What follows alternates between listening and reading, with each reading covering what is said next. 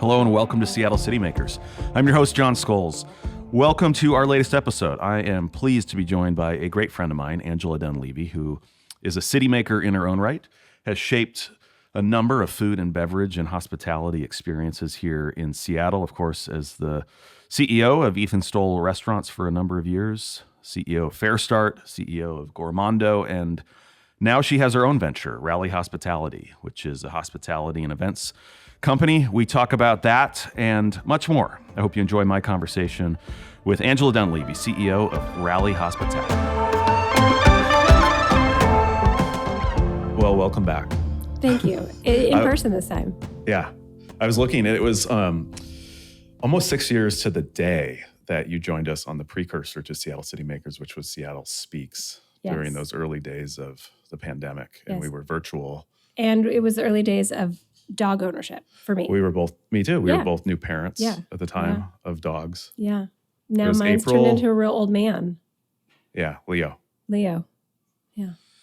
And I had really long hair because remember you couldn't get haircuts. I don't remember your long hair. Yeah. Well, I was looking at I didn't either, but I was looking at the video. But here we are. In person, and a lot has changed in your life in the last It has. 6 years since we've talked. Yeah. And you're getting a ton of publicity lately. I mean, you're getting I don't know some if I good would pub. Seattle Mag. Yeah, that was nice. Jonathan Spasato's best. PSBJ. Yeah.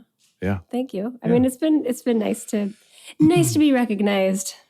And I see the space that you are managing all over LinkedIn. People are using it. Companies are using it for Rooftop at Railspur has been. It's a pretty magical place. I mean, when I looked at the property, maybe just over a year ago, and it was still construction. But I walked out onto the patios with all of the tulips in bloom, and I was like, done, sold. I'm in. How did you? I don't know how you got connected to the folks who developed Railspur. And for those who aren't familiar, maybe say what Railspur is. Railspur, so it's a development in Pioneer Square. It's actually an entire block. So it encompasses the Populous Hotel, and then our building that we're in is 419 Occidental. So Renee Erickson and Sea Creatures team have 3 restaurants in the ground floor, and then we operate the event space on the 7th and 8th floor. But I ended up getting hooked into this project because Chad Dale, who is one of the owners of Sea Creatures, was a former business partner when I was at Stowell Restaurants. And they'd signed a lease with... Yeah, we opened Ballard Pizza Company together. So I never knew that. Yeah. Your entry point. So Chad called me and just, said, hey, I know you're doing event stuff and venue stuff. You should take a look at the rooftop space. And so I did, and then... And that rooftop space was not always going to be an event space, right? It was originally pre-planned office, right? Yeah, I mean, baller office. Someday, I don't know, in the future, if I have a mood board, I'm going to manifest that into my retirement condo. All 15,000 square feet. All 15,000 square feet. Yeah. Rally's going to do really, really well, and then I'm going to convert it into my, studio loft. But no, it was meant to be a single occupant office, penthouse office. And then, they started working on this project pre-pandemic, and then the pandemic hit, and, everything has changed with officing downtown. So it's made for a really beautiful event space with, views of, it's got this Brooklyn style view of downtown. It's got, a view to the west of the Puget Sound. You can see the Space Needle, the Great Wheel. It's right in looking into the parking lot of Lumen Field, soon to be Seattle Soccer Stadium. Yes. Seattle Stadium. 6 weeks. We can't call it Lumen. We call it Seattle. Nope. Soccer Stadium. Yes. It is a spectacular space. We've done a few things there. We'll be back, I think this, for our rooftop party in September. And I know that a ton of other people are using it. So that's... Yeah. And we'll come back to it. But maybe take us to the origin story of Rally. Because I remember talking to you about the name when you were kicking around names of the company. Mm-hmm. But what's the origin story beyond how you landed on the name? Yeah. Well, it's funny. It's sort of like when you are going to have kids and you're like, there's never a right time to do it. But then somehow you just have kids and you're like, oh, I just figured that out and I did it. It was a little bit like that, in that I think in my heart of hearts, I've always, I'm an entrepreneur at heart. I was at FareStart. I've co-founded Stowell Restaurants, then went to FareStart during the pandemic, and went to Gournando. And when I was there, I was seeing, I was working with this founder, and and that was my epically terrible personal year. I had like a bunch of personal loss in that year.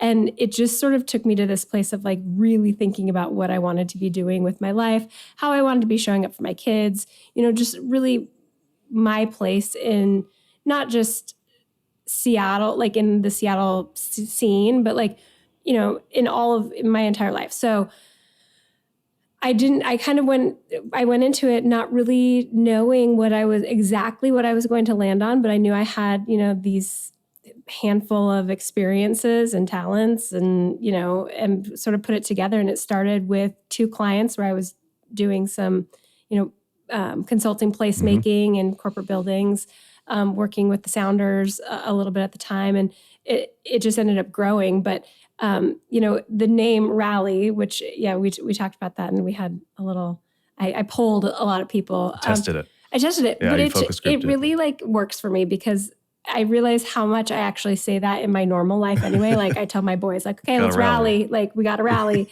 And I actually think it like for being in like a venue, we do venues, events. And then I am opening a restaurant.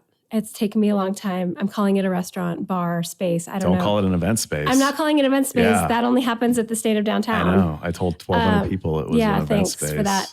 They each probably told 4 people, and those people probably told 5 people. It is the world's smallest event space with just 800 square feet. I swear you said it was an event space once, or somebody reported it. I don't know, maybe. It's been called so many different things. It's called a social club. Yeah, well, the LLC is Doris Social, and like the vibe, like it's not quite a restaurant, it's not quite a bar, it's not quite a social club. Like it's truly meant to be a place that's like about how you feel, and you go in, but yes, you can get a cocktail. Yeah, and we'll come back to that. Okay, space. fine. Okay. No, anyway, I knocked you off the course of the origin story of Rally. Anyway, so I decided just to kind of go off on my own and start my new thing and see where it would take me. And a big part of this was wanting something of your own. Yeah. And that's felt really good. Like I feel like I'm now figuring out who Rally is, what we want to do. We have a team of 10, mix of contractors and full-time people. And, it was being able to create my own, like being able to be a creative, like in a business sense, rather than the skills that I don't have, which is like the actual artistic creative sense. One could have looked at the idea of like opening or starting a event-focused hospitality business aimed at companies as like, oh boy, they're not all back in their office, and maybe the demand for these kinds of events aren't going to be what they once were because not everybody's there to go to the thing after work. Or did you look at it as, well, because people aren't working like they were 5 days a week and together all the time, companies are going to need to invest and want to invest in more events and other things to bring people together. Like, how are you thinking of like the marketplace at the time? It was a combination of those two, I think, because I ended up where I really started finding interest and having conversations were around like partially finished buildings. We have the Seattle, what is the storefronts? The Seattle Restored. Seattle Restored. Yeah. They do an amazing job, but I ended up finding there are these 2 properties. One, Dexter Yard, which is a Biomed Realty property. I had helped them open Slough Brew, or helped Gournando open Slough Brew down there. And they had, it's this incredible campus that didn't have a fully finished, it's still not fully finished, but it had these spaces that haven't been built out yet. But there's a need for activation, not just for the people who were starting to trickle back into the office, but also to show people like there's a reason that you should come here. And we're going to put on some cool things and try to be a little bit nimble. West Canal Yards was the other space on the north side of Queen Anne that was starting to be finished and wanted some activation around it. And so it was this opportunity to see what kind of events and what kind of community activations can you do in these sort of partially finished, a little bit raw spaces that people would want to come to show up for. Yeah. And so, West Canal Yards kind of ran its course and we did some things there. Dexter Yard, we have a little pop-up called Studio Forma, which is like a creative studio, retail focused. We do workshops there, and you can do events there. It accommodates about 50 people, but it's really meant for the people who are on that campus. And so I think that model is really interesting. And how can we take that to more businesses or buildings or see that grow. Because I think what that has become and what Rally has really become is like everything is about sort of a tactile, analog, be back in person. Like our online podcast was so different than this. Like just being back in person is so rewatching important. that, I was like cringing. I was like, oh God. I probably had really bad hair too. No, not at that or anything like that. Just that time of when we all had to just talk to each other across screens. And now I'm doing it again. You know, I work with some companies that aren't based in Seattle. And so I do, I have these Zoom or Teams meetings. And, it's sort of a necessary evil still. But you realize how much you want to have the in-person thing when you can. And so that's sort of what Rally is built upon, is like this really like intentional in-person connection. Do you think there's a thread through your career and your different chapters? You've always been sort of in service of others, food, hospitality. I mean, I think like if you think about Tavolata, that meant like to gather around a table. And I think, ESR. One of the restaurants one of the restaurants that I started. At ESR. Mm-hmm. And they still do a great job of, really like getting people connected in restaurants, and restaurants do that, right? And bars and, third spaces. So yeah, I think that the through line is sort of like, how do we have that really guest-centered approach? But then, I take a little bit of the FareStart, like real need for community, and just seeing what, the students there, the way that connecting in with community impacted their lives. And then just going through the pandemic and then being back in person and downtown a lot and seeing how much more impactful it is when you have a place that feels really comfortable and authentic and allows for, intimate conversations or big group discussions. Like I sort of like that. I don't know. I like that's woven into the company from, really small to really big. Who's been most influential to you in your career journey, and specifically in the time since you started Rally? Oh, 100% Jenny Gilder. One of the owners of the Seattle Storm. Yeah. She's an incredible businesswoman. She really cares about all the things. And my gosh, they were one of my first consulting clients too, Pickle at the Palms. I can't believe, sorry, Jenny, this is the new pickleball place that's opening. Yeah. So I worked Inner Bay. Inner Bay, right. Yeah, so I worked with them for a while. But Jenny, I think, has been really, she touched base with me when I was at FareStart. We touched base on Pickle at the Palms and starting Rally. And she's great because she has seen a lot of things, but she also knows what good leader. She's a great leader, and she knows, what it means to like live by your values. And, she's someone you can call up and say, like, I have this problem. Can you help me solve it? Mm-hmm. And she might be able to, or I might say, I have this problem. She'll be like, the answer to that yourself, So I would say that she's been probably my biggest, definitely mentor, someone I hugely respect. Mm-hmm. Yeah. And going back further, your great grandma. Oh, I mean, for sure, Doris. So yeah, my new place in Pioneer Square is named after my grandma Doris. She was actually my great grandma. I said great. Yeah. She raised me until I was about 10 years old. Wow. In Baker City, right? Actually, in an even smaller town called Vail, Oregon. No, I don't know Vail, One Oregon. stoplight. In Eastern Oregon? In Eastern Oregon, closer to the Idaho border. But she was, the reason I named it after her, one, just homage to an incredible woman. But she's the one woman in my family who I can look at and say, like, she had these amazing friendships, and one in particular.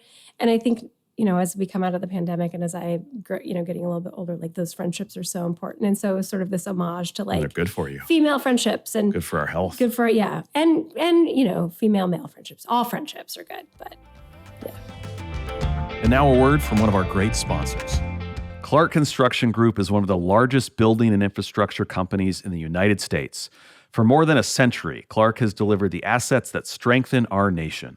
Their portfolio spans every major building market, from public to private, corporate to cultural, education to entertainment, and the infrastructure connecting it all: power, transit, water, and roadways.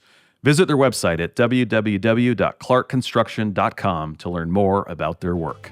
And now back to our episode. I don't think I know how you got from Baker City and Vail, Oregon, not Colorado, to Seattle. So I was the first in my family to go to college. Mm-hmm. And I didn't have, I went to a school where they didn't really tell you how to make that happen. Like, I don't remember sitting down and talking to a guidance counselor about here's the college application and here's when you need to start doing this stuff. Yeah, so get I your sort stuff of, in. and by the way, this is the 90s. And so I didn't have internet at home. It was just at school and it was the dial-up, right? And so I went into this small town, Baker City, for those who don't know, is a town of 10,000 people. Great B&B there. It does. I mean, it's a beautiful country. It's, a hard place to grow up sometimes. So anyway, I went to Central Washington University, sight unseen, because I knew they had a paramedic science program. And when you grow up in rural parts of the country, for me, rural Eastern Oregon, you're I know people who are paramedics or nurses or bank, you could work identify with the vocation. Yeah, there's no I'm going to go get a marketing degree, or that wasn't for me, right? So I ended up going there, and I wasn't successful my first go around. Shocker. I was a great student in high school, but then I got off to college with no guidance, and I went a little off the rails. So the option was to go back to Eastern Oregon or to continue on my journey. And so I made my way to Seattle, and you headed west and started working in restaurants and catering and wine and then wine and then back to restaurants. It seems like I've tried to quit hospitality and restaurants a number of times. It's been the through thread. Yeah. It's just, this is my life's work. I keep coming back to it. So. How'd you get connected to the former Salumi space where Doris Social, the space that's not an event space and it's something else, will open soon? Well, I was looking for a little space to do just something that I could bring to Pioneer Square. So I've been working there in Pioneer Square for about a year and just really fell in love with it. Good vibes. It's such an incredible neighborhood. Yeah. I can't say enough. It feels good right now. It does feel good right now. Thank you for everything that the DSA is doing. So I was looking to just dip a little toe back in and wanted a little tiny space to try out, again, this concept that I don't know. It is tiny. What is it, 700? It's 756 square feet. Wow. It's like a studio apartment. Yes, it's not that tiny though. It's 18 ish. Yeah, is it this size? Well, I mean, it's long. If you remember, it's kind of that long and skinny. So we'll have one very cool banquette that's this great sort of orangish velvet, unless the design team has changed something and didn't tell me. And, we'll have 18, maybe 20 seats if you cap the ends. And then you can fill in people. There's a drink rail. So, at most we're going to have 30 people. And it was just to try something out that, again, you can come in and have a cocktail and a couple of snacks, or you can have, stay and make a dinner out of it. But really having this idea of something in Pioneer Square that was small enough where people could come in and you could go in with your friends and sit down and then become friends with the person sitting next to you. Yeah. And so because of the scale. Yeah, just the scale. Yeah. And so, and something that can be a little bit more versatile. So we're going to throw some cocktail parties there. We're going to, have mahjong night for, or poker night or, things like that are just a way to interact and analog and just this different experience and just try it out on this really small scale. I see, and I come from restaurants that have spanned from very large to fairly small. Market, which was in Green Lake, was pretty small. But I don't know. I think that there's something about small F&B spaces that are just so appealing and alluring, and just I don't know. And then from an operator standpoint, we need more of that. I'm getting Kavist vibes and jar bar vibes, and there's something about those places at that scale that force a conversation with a stranger that you might not have in a 7,000 square foot restaurant. Exactly. Kavist, come on now. No one can. Yeah. They're the best.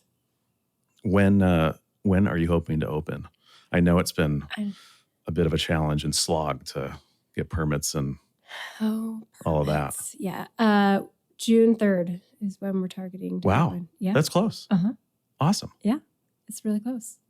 So is it It's not a membership model. No, Is it female only? No, I wanted to do that too.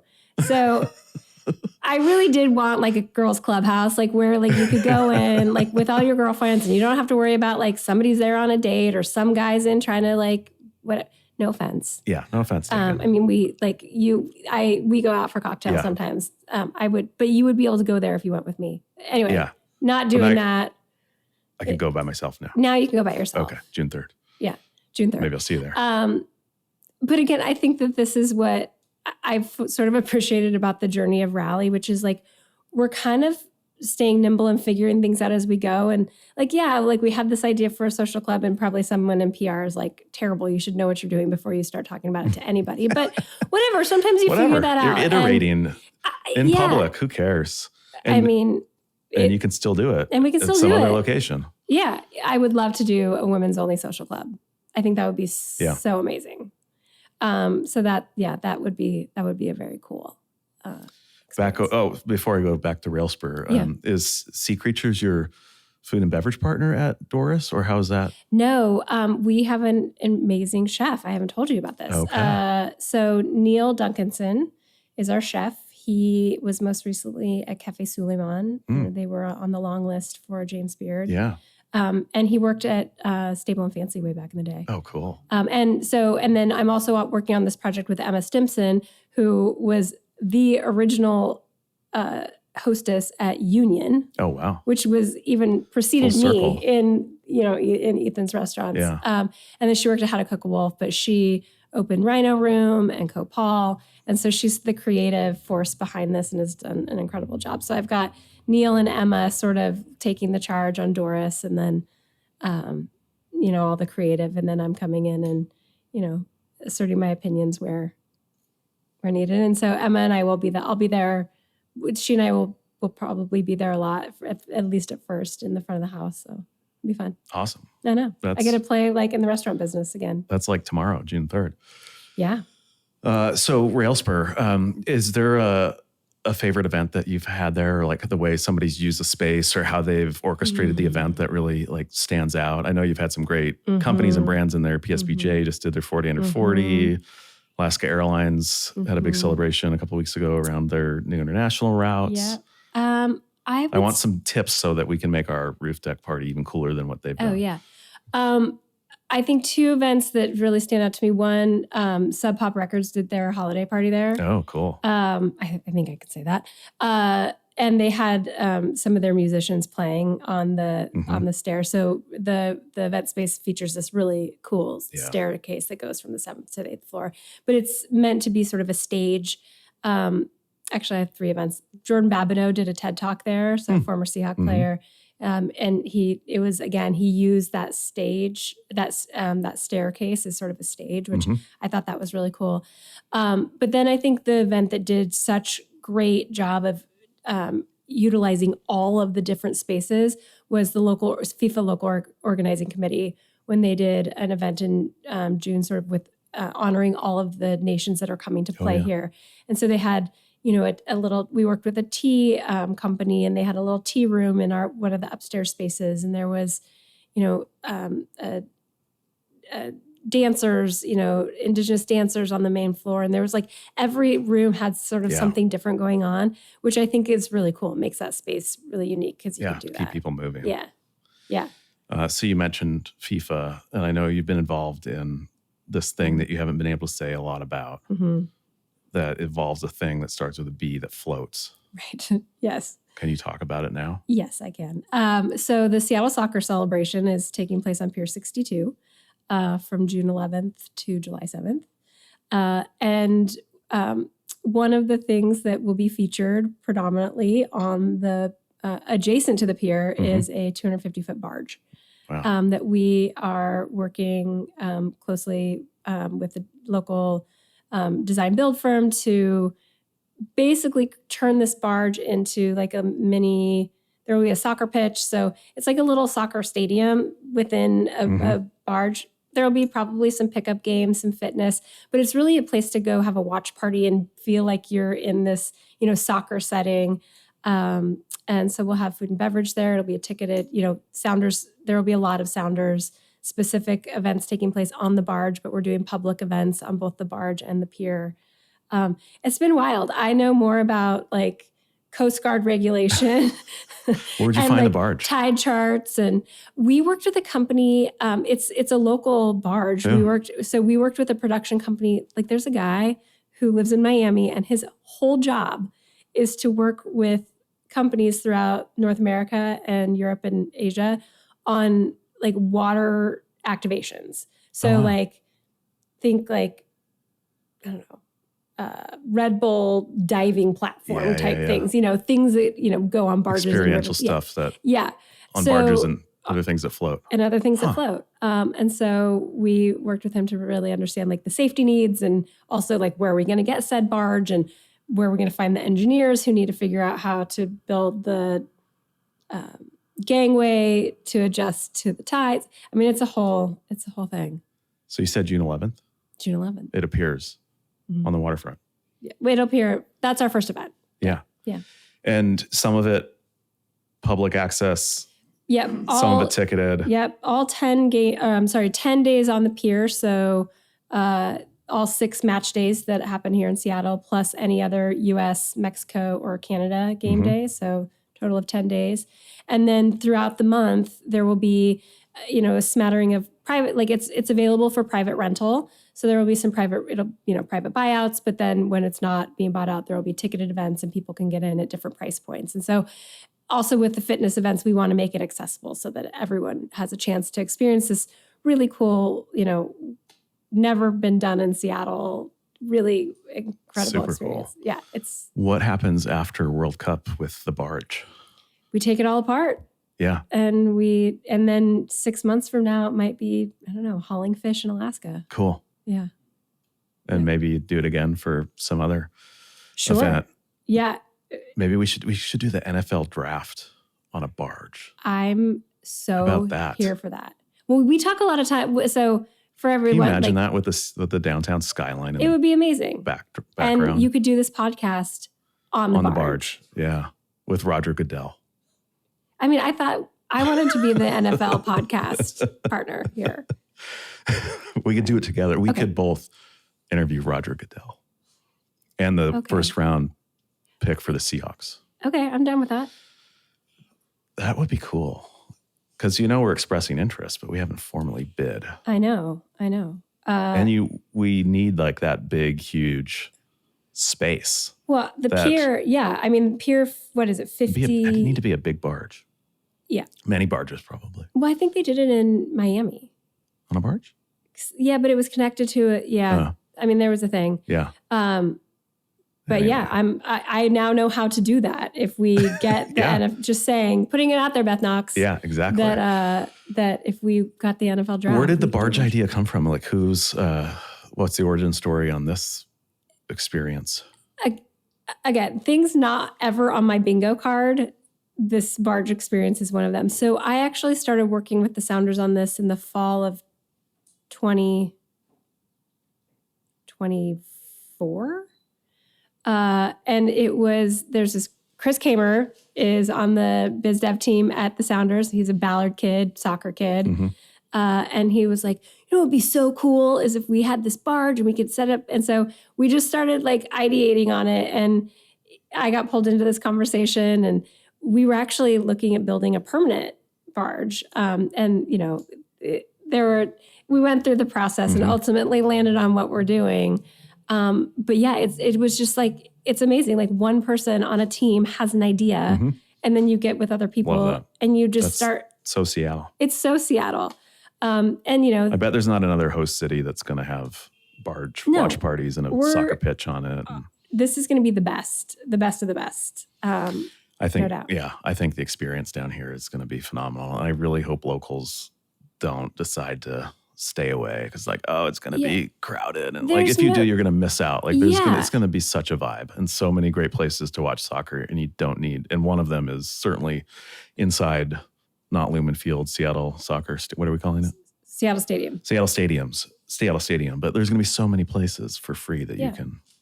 Well, and I think, when I think about what my kids are going to say when they grow up or when when you think back on this time, I hear people talk about like, oh, when I went to the World Cup when I was, a kid, and now we get to give that to the kids of Seattle and this area. And I love that.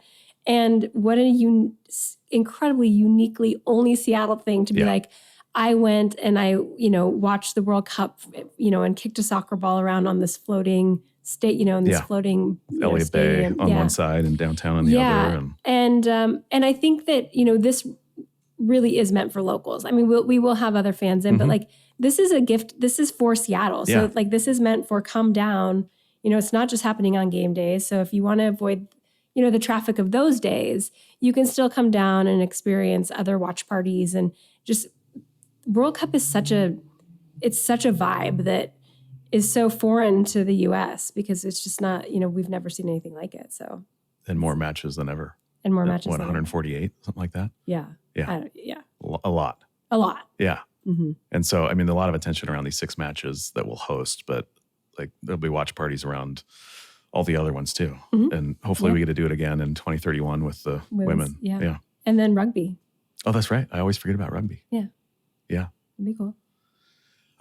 Couple standard questions. And I don't think I know the answer to this either. What was your first job that you took like a paycheck for? Well, I think I wasn't. I helped build a miniature golf course in my small town. Oh. Yeah. I was 14 though, so I don't know if I might have been paid under the table.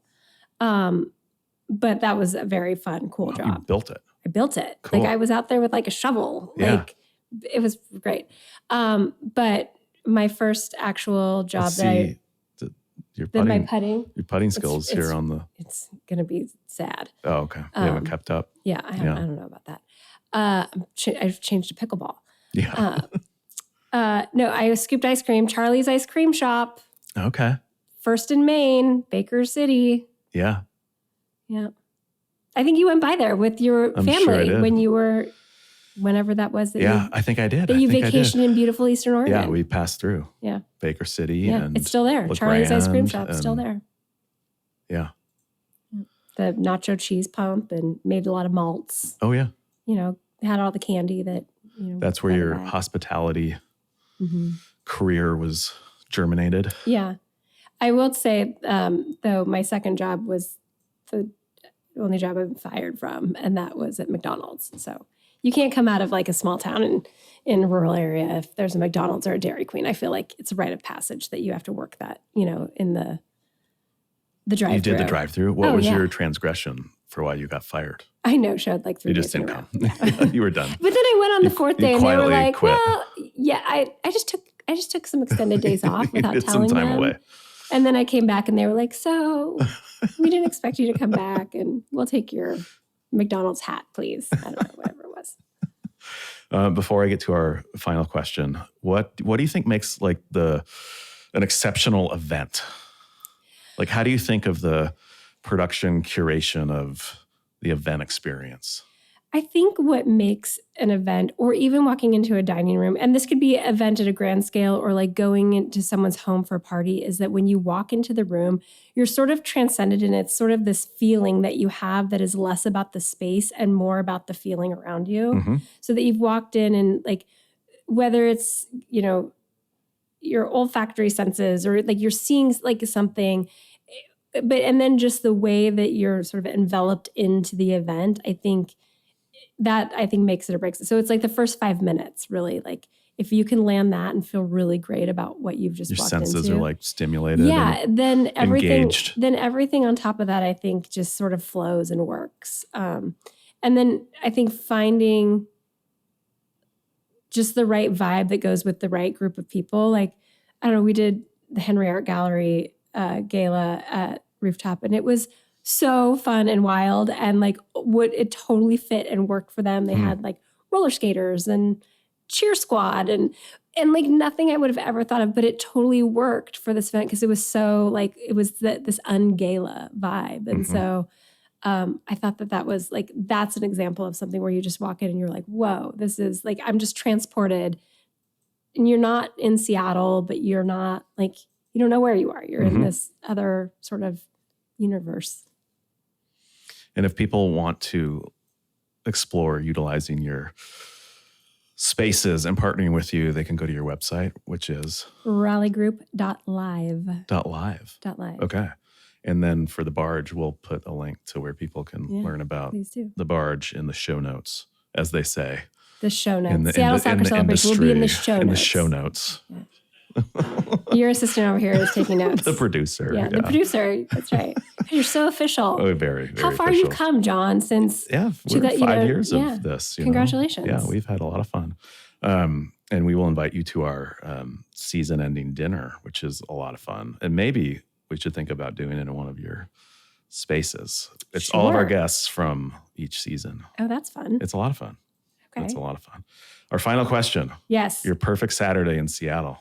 Oh, I love this question. Yeah. Give it to us. Beginning to end. Beginning to end. Okay, so I live near Green Lake. So, and actually, I live in Finney Ridge, which I love downtown, but Finney Ridge is just such Finney's rocking. So good. A lot of good restaurants up so there. like a little, walk up to Ben's Bread for some coffee and, like do that whole vibe.